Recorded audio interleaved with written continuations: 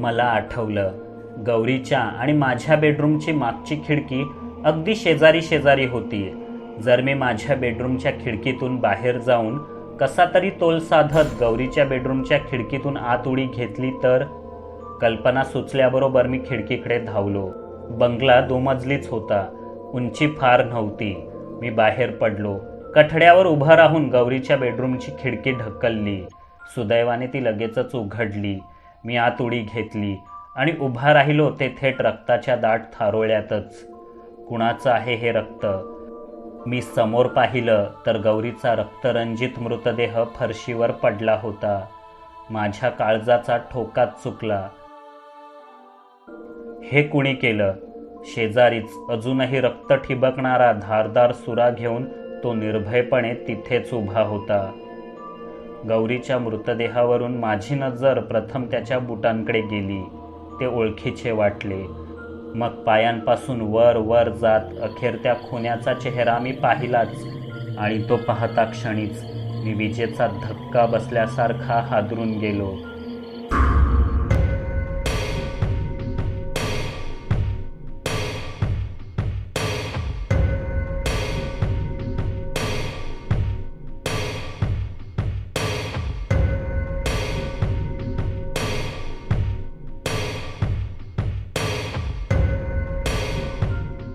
गौरीची निर्घुण हत्या करणारा दुसरा तिसरा कोणी नसून मीच होतो. स्वतःचंच पाशवी प्रतिबिंब आरशात पाहावं तसं मी स्वतःलाच त्या खोलीत पाहत होतो. तळघरात सैतानाला पाहिल्याचं भय, गौरीच्या हत्येने आलेली चीड आणि दुःख, तरीही काहीच न करू शकण्याची हतबलता यांचा एकत्रित विस्फोट होऊन मी जोराने किंचाळलो. आणि तेव्हाच माझं संपूर्ण शरीर भूकंप आल्यासारखं थरथरू लागलं. मी डोळे उघडले. समोर कोणीतरी काळजीने बडबडत होतं. तो चेहरा आणि आवाज प्रथम अगदी धूसर वाटले. मग हळूहळू मी भानावर आलो. ती गौरीच होती. मला पायऱ्यांवरच झोपेत ओरडताना पाहून तीही घाबरलेली दिसली. पण तिला सुखरूप पाहून मला इतकं हायसं वाटलं की मी तिला मिठीतच घेतलं. तिच्यासाठी हा सुखद धक्काच होता. पुढचे काही क्षण आयुष्यभरासाठी स्मृतीत कोरले जातील असे गेले. जराभरानंतर तिने माझ्या डोळ्यात पाहून विचारलं, वाईट स्वप्न पाहिलंस का रे? हो, काय काय पाहिलं हे सांगताही येणार नाही इतकं वाईट. पण त्याहून वाईट गोष्ट म्हणजे मला स्वप्नातून पूर्वाभास होतात. मनालीतील सायकोने तळघरात डांबलेल्या मुलांची अवस्था मी स्वप्नात आधीच पाहिली होती असं सांगितलं तर कोण विश्वास ठेवेल? पण हे खरं आहे. तसंच आताचं स्वप्नही खरं होऊ नये याची मला धास्ती वाटतेय. तू मला एक वचन दे, मी काळजीने म्हटलं. काय पाहिलंस तू आणि कोणतं वचन देऊ? तिने गोंधळून विचारलं. मी काय पाहिलं हे खरंच सांगण्यासारखं नाही ग, पण मला वचन दे की या झपाटलेल्या वास्तूच्या तपासात असा कुठलाही क्षण आला जेव्हा तुला माझ्याकडून काही अपाय होण्याचं भय वाटेल, तेव्हा तू मला इतरांच्या मदतीने कुठेतरी बांधून ठेव, नाहीतर एखाद्या खोलीत कोंडून ठेव आणि दूर दूर निघून जा, मी निर्धाराने म्हटलं. हे ऐकून तिच्या डोळ्यात टचकन पाणीच उभं राहिलं. ती माझे दोन्ही हात तिच्या उबदार हातांमध्ये घट्ट धरून म्हणाली, अरे पण तुझ्याकडून मला काय धोका असेल? मी का तुला सोडून जायचं? प्लीज ते काही विचारू नकोस. मला नाही सांगता येणार. सगळं काही नीट पार पडलं तर आपण पुन्हा भेटूच कायमसाठी, मी आश्वासन दिलं. तिचं समाधान झालं नाही. ओल्या डोळ्यांनी तिने वचन दिलं. मलाही खूप खूप वाईट वाटत होतं. नियती कधी कधी फारच रडीचा डाव खेळते. अनपेक्षितपणे एक सुंदर भेट बहाल करते आणि त्यात जीव रमू लागला की हिसकावूनही घेते. बंगल्यात जीव गुदमरू लागला म्हणून संध्याकाळ होताच मी बाहेर पडलो. सूर्यास्ताच्या गुलाबी प्रकाशात वाट फुटेल तिथे चालू लागलो. एका बागेजवळ पोचलो. बाग रिकामाच होता. त्यावर बसलो. थोड्याच वेळात शेजारी कोणीतरी येऊन बसलं. माझं तिकडे लक्षच नव्हतं. हॅलो मित्रा, अजून इथेच का? आवडलं वाटतं इथे कोणीतरी. नाहीतर पर्यटकांनी आठवडाभर राहावं असं काहीच नाही या उपनगरात, आशुतोष मिश्किल हसत म्हणाला. यावेळी त्याला पाहून मला इतकी चीड आली की एक जोरदार लाफाच मारावा असं वाटलं, पण मी ती इच्छा आवरून धरली. आता भेटलाच आहे तर त्याच्याकडून काही माहिती तरी मिळवूया असं ठरवून मी मूड बदलला. गाव लहान आहे तुमचं, पण उपद्व्याप महान आहेत. डिसुजा बारमधल्या पिंकीचा खून झाला परवा रात्री, कळलंच असेल तुम्हाला, मी सहजपणे म्हटलं. अहो, या धंद्यात असलेल्या पोरींचे शेकडो चाहते असतात. त्यातल्या काही जणांचं प्रेमच जडतं यांच्यावर. घर, गाडी, पैसा सगळं देतो, पण हा धंदा सोड आणि माझ्याबरोबर चल असं ते सांगतात.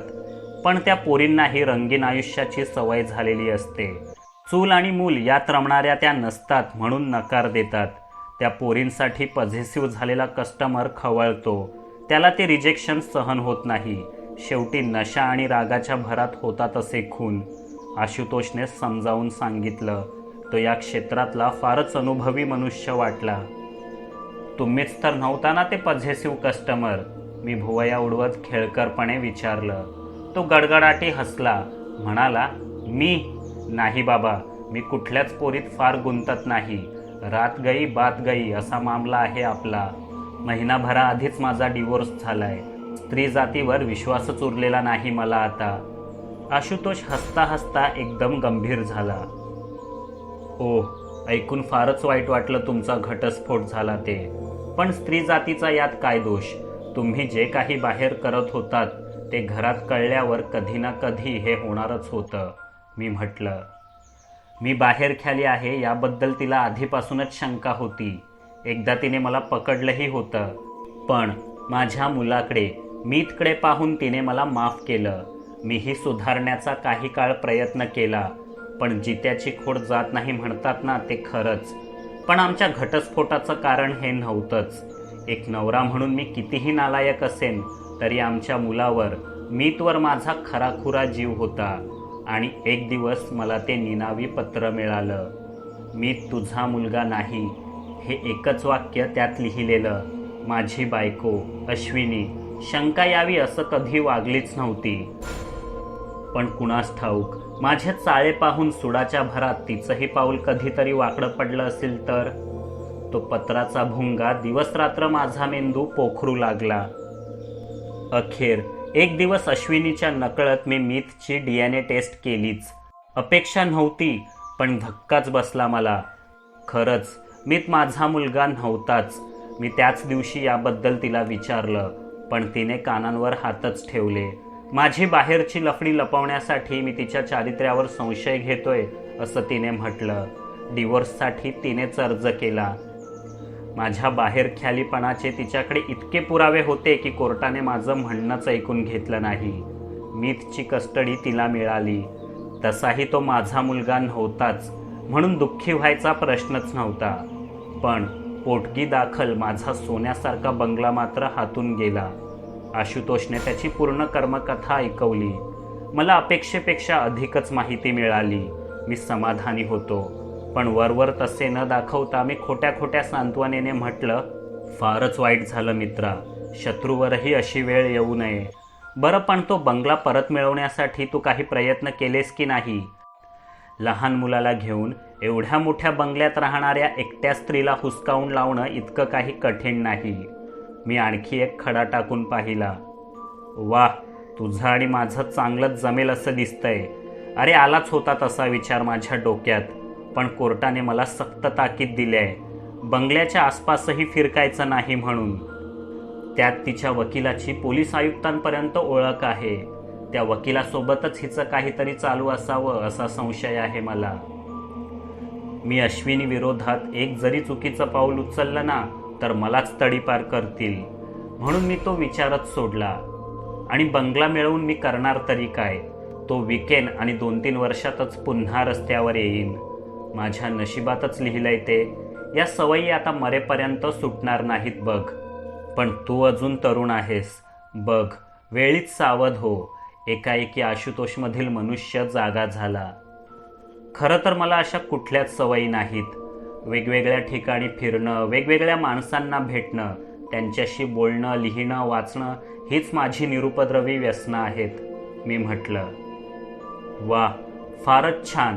तरी मला वाटलंच तू एक घरंदाज तरुण असशील. चेहऱ्यावरून दिसतच आहे ते.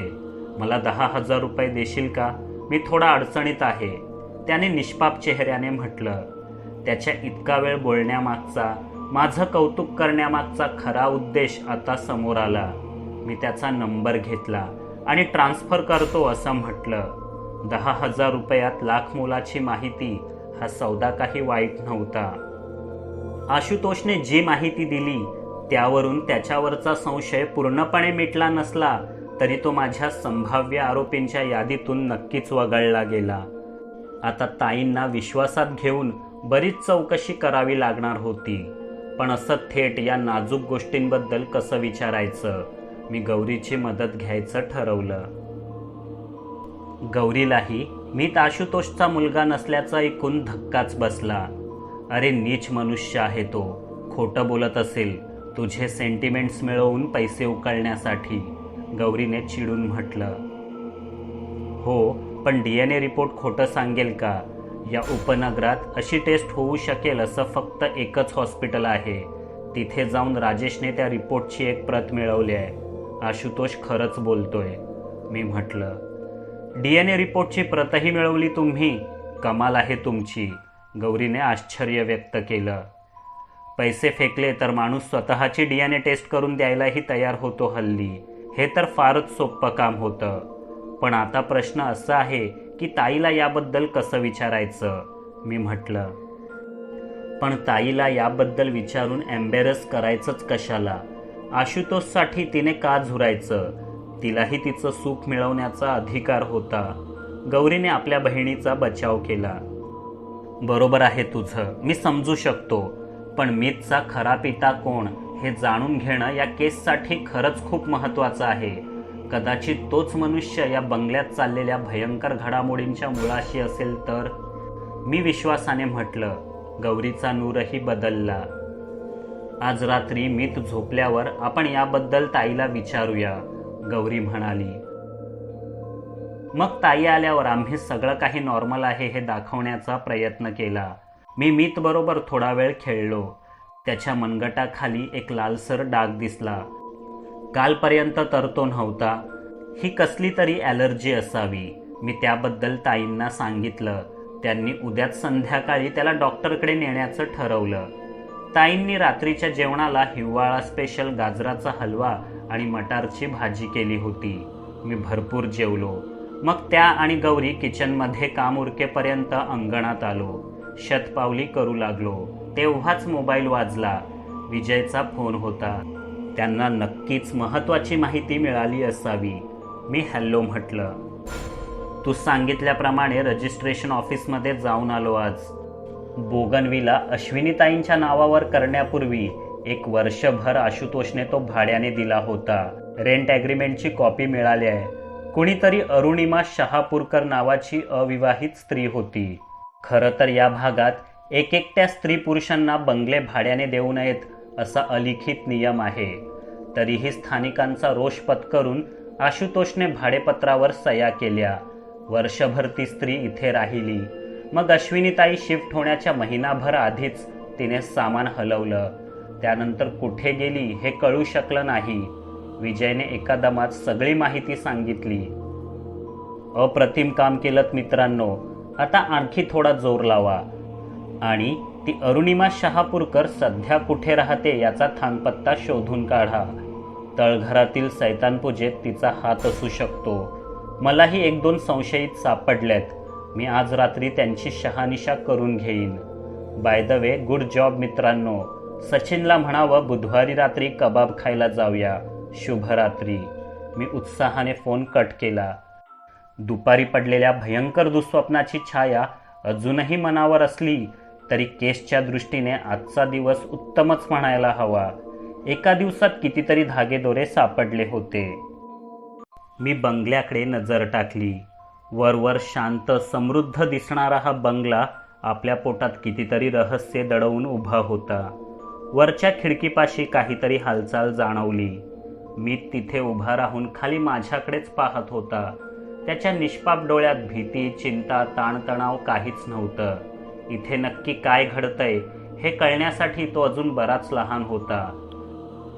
नाहीतर ज्या बंगल्याच्या तळघरात सैतानपूजा मांडली जाते तिथे काय काय अभद्र आणि भयानक घडू शकतं हे ऐकून भल्या भल्यांचा आत्मा थरथरला असता.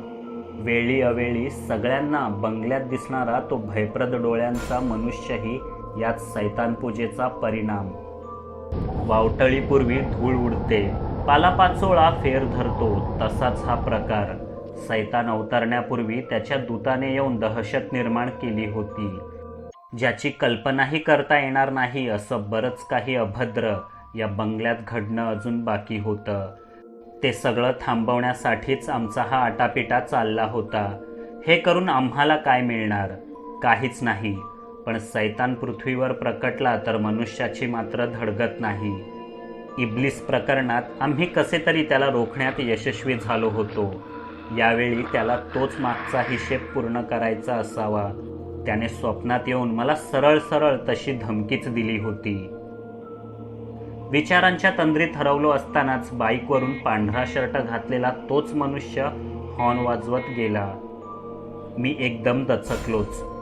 त्याचा नक्की प्रॉब्लेम तरी काय आहे हे त्याला थांबवून विचारावंच म्हणून मी गेटकडे जाणार तेवढ्यात गौरीची हाक ऐकू आली. आमचं काम संपलंय, बाहेरच येतोय, तुला काही प्यायला आणू का? सरबत चालेल मी म्हटलं आणि खुर्च्या नीटनेटक्या करू लागलो. थोड्याच वेळात पुन्हा एकदा आम्हा तिघांची मैफल जमली. ताई आज खुश दिसत होत्या. त्यांनाही आम्हाला काहीतरी सांगायचं होतं. आम्ही प्रथम त्यांना बोलू दिलं. गौरी, तुझ्याशिवाय माझं आणि मीतचं कोणीच नाही. आणि तूही रे, तू सुद्धा आता आमचाच आहेस म्हणून तुम्हाला सांगतेय. मी पुनर्विवाह करायचं ठरवलंय. देसाई वकिलांशी लग्न करणार आहे मी. गौरी आणि मला धक्काच बसला. आशुतोषने जे सांगितलं त्यात थोडं तथ्य होतंच म्हणजे. गौरीने हाच धागा पकडून विचारलं, तुझ्या निर्णयाने आनंदच झाला ताई, पण कधीपासून चाललंय हे? म्हणजे नक्की काय विचारायचंय तुला? स्पष्ट बोल, ताईंनी थोड्या करड्या आवाजात विचारलं. गौरी नरमली. तेव्हा मीच पुढाकार घ्यायचं ठरवलं आणि नीट बसत म्हटलं, हे बघा ताई, इथे घडणाऱ्या भयप्रद घटनांचा मागोवा घेण्यासाठी आज आम्ही पूर्ण बंगल्याची कसून तपासणी केली. आम्हाला जे आढळलं ते अतिशय गंभीर आहे. तुमच्या तळघराखाली आणखी एक गुप्त तळघर असून तिथे कोणीतरी सैतानपूजा मांडण्याचा प्रयत्न केला होता. सुदैवाने ती पूजा पूर्ण झाली नसावी, नाहीतर एव्हाना काय उत्पात घडला असता ते देवासच ठाऊक. पण आज न उद्या कुणीतरी येऊन ती पूजा पूर्ण करणारच, कारण सैतानपूजा अर्धवट सोडता येत नाही. तसं झाल्यास ती करणाऱ्याला महाभयंकर मृत्यू येतो. जिथे ही पूजा मांडली जाते ती वास्तूही शापित बनते. भयानक अनुभव येतात, जगणं अशक्य होऊन जातं आणि मृत्यूही सुटका देत नाही. बापरे, किती भयंकर आहे हे सगळं. पण आमच्या तळघरात शिरून हे कुणी आणि केव्हा केलं? ताईंनी भयभीत होऊन विचारलं. त्यांच्या कपाळावर घाम साठू लागला होता. तेच तर आपल्याला शोधायचंय ताई. म्हणूनच त्या संदर्भात मी आशुतोषला भेटलो. तेव्हा त्याने मला तुमच्या आणि वकील साहेबांच्या नात्याबद्दल सांगितलं. मी त्याचा वंश नसल्याचे पुरावेही दाखवले. इथे जे काही घडतंय त्याचा परिणाम आपल्या सर्वांनाच भोगावा लागणार आहे. म्हणून तुम्ही काहीही न लपवता सगळं काही खरं खरं सांगावं अशी आमची इच्छा आहे, मी खंबीरपणे म्हटलं. ताईंनी एक उसासा सोडला आणि सांगायला सुरुवात केली. आशुतोषच्या उधळेगिरी आणि बाहेरख्यालीपणाला कंटाळून मी घटस्फोट घ्यायचा असं ठरवलं तेव्हाच मीत माझ्या पोटात होता. मी देसाई वकिलांकडे सल्ल्यासाठी गेले तेव्हा तेच म्हणाले, तुम्ही बाळाच्या जन्मापर्यंत धीर धरा. बरेच पुरुष बाप झाल्यावर बदलतात, त्यांना जबाबदारीची जाणीव होते. मी तेच केलं आणि मीतच्या जन्मानंतर खरोखरच काही काळासाठी आशुतोष सुधारला होता. पण पुन्हा त्याने तेच धंदे सुरू केले. मी वाद घालू लागले तर मीत त्याचा मुलगाच नाही असा नवा आरोप तो माझ्यावर करू लागला. न जाणो कुठून हा किडा त्याच्या मेंदूत वळवळू लागला होता. मग मात्र असह्य झालं. मी पुन्हा देसाई वकिलांची भेट घेतली. घटस्फोटासाठी अर्ज केला वकिलांशी गाठभेट वाढल्यावर मैत्री झाली.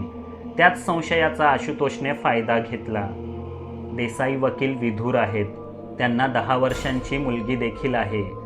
तिच्या जन्मासोबतच त्यांच्या पत्नीचा मृत्यू झाला. एका अर्थाने आम्ही दोघंही समदुःखीच आहोत. म्हणूनच आमचं नातं वाढीस लागलं. आता आम्ही या नात्याला नाव द्यायचा विचार करतोय. मी मीतची शपथ घेऊन सांगते, तो आशुतोषचाच वंश आहे. देसाई वकिलांशी लग्नाचा निर्णय मी अलीकडेच घेतलाय, तोही कुठल्याच दबावाखाली न येता. हा निर्णय त्यांनी पूर्णपणे माझ्यावरच सोपवला होता. या बंगल्यातही त्यांना काहीच रस नाही. त्यांची स्वतःचीच संपत्ती असे 10 बंगले विकत घेण्या इतकी आहे. मला आणि मीतला ते विनाशर्थ स्वीकारायला तयार आहेत. त्यांच्या प्रियालाही आईचं प्रेम मिळेल आणि मीतला वडिलांचं. मुलांकडे पाहूनच आम्ही हा निर्णय घेतलाय. आमच्या लग्नानंतर हा बंगला मी गौरीच्या नावे करायचं ठरवलंय. आणि ताई भावनिक होऊन रडू लागल्या. गौरीने त्यांना आधार दिला. त्यांच्या हकीकतीत मला कुठलीच लपवाछपवी दिसली नाही. मग त्या DNA रिपोर्ट्सचं काय? कुणीतरी ब्लड सॅम्पल्स किंवा रिपोर्ट्सची अदलाबदली केली असावी. पण असं करून कुणाला काय मिळणार? पुन्हा नीट गुंडाळता यावा म्हणून फिरकीतून बाहेर ओढलेला मांजा आणखीनच गुंतत जावा, तशी या केसची अवस्था होती. भरपूर धागेदोरे सापडायचे, पण सगळेच एकमेकात गुंतलेले. ताईंचे हुंदके थांबले. त्यांनी माझ्याकडे पाहून चिंताक्रांत डोळ्यांनी विचारलं, हे बंगल्यात जे काही अघोरी कर्मकांड चाललंय त्याचा परिणाम माझ्या मीतवर तर होणार नाही ना? तरीच त्या दिवशी त्याने ते अभद्र चित्र काढलं होतं का? तसं असेल तर आपण लवकरात लवकर खाली करूया हा बंगला. मीतवरच काय, या बंगल्यात राहणाऱ्या प्रत्येकावरच त्या अमानुष सैतान पूजेचा अनिष्ट परिणाम होणार. त्यातून आता सुटका नाही. बंगला सोडूनही काही उपयोग नाही. सैतान वास्तूसोबत माणसांशीही संलग्न असतो. आपण जगाच्या पाठीवर कुठेही गेलो तरी तो आपला पिच्छा सोडणार नाही. मी गंभीर स्वरात म्हटलं. मग आपण आता काय करायचं? तळघरातील ते अभद्र सामान फेकून देऊयात का बाहेर? गौरीने विचारलं. नाही गौरी, त्या वस्तूंना स्पर्श जरी केला तरी महाभयंकर परिणाम भोगावे लागतील. ज्याने ही सैतान पूजा सुरू केली आहे त्यालाच ती पूर्ण करण्याचा नाहीतर मोडण्याचा अधिकार आहे. पूर्ण केली तर सैतानाचा मनुष्य लोकात जन्म होण्याचा मार्ग मोकळा होईल. मोडली तर ती करणाऱ्याचा अत्यंत वेदनामय मृत्यू निश्चित. मेल्यावरही त्याचा आत्मा नरकात सैतानाकडे गुलाम म्हणूनच राबणार. मी सावध करत म्हटलं. तेव्हाच अचानक संपूर्ण बंगल्याचे दिवे उघडबंद करू लागले. आत मीत एकटाच होता. तो घाबरेल म्हणून ताई लगबगीने दरवाजाकडे धावल्या, पण तो अचानक आतून बंद झाला होता. मी वर खिडकीकडे पाहिलं. पुन्हा तसाच सैतानी दूत खिडकीत उभा होता. पाहता पाहता तो नाहीसा झाला आणि एकाएकी खिडकीतून धूरच बाहेर येऊ लागला आणि त्या मागोमाग ज्वाला. ताईंच्या बेडरूमला अचानक आग लागली होती. मी तिथेच झोपला होता. सैतानाने नवी खेळी सुरू केली होती. दार बंद होतं. मीतला वाचवायचं कसं? ताई खालूनच साथ देऊ लागल्या. मी अंगणातील एक वीट उचलली आणि जोराने खिडकीच्या काचेवर फेकली. काच फुटली. त्यातून कसाबसा आत शिरत मी वरच्या माळ्यावर धावलो. ताईंच्या बेडरूमचं दार आतून बंद होतं आणि फटीतून धूर बाहेर पडत होता.